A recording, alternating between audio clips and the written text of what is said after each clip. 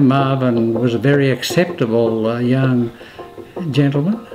He presented himself well, and right from the first interaction that we had and all the way along, and never at any stage did any negative thoughts or communication go between my wife and I and thinking of Marvin. So we were very comfortable with the way he presented himself and the way he kept us informed all the way through the procedure. And we were even glad a few times we said, well, we'll have to have a coffee together at this, and we actually did come to that.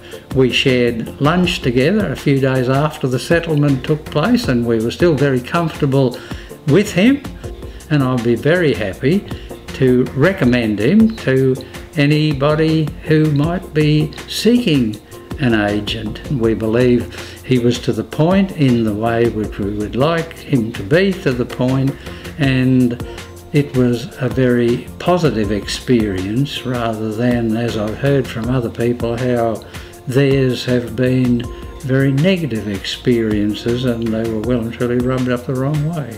We weren't rubbed up the wrong way. We were very comfortable, and I believe he was, and I believe we go forward from here having developed a real friendly relationship.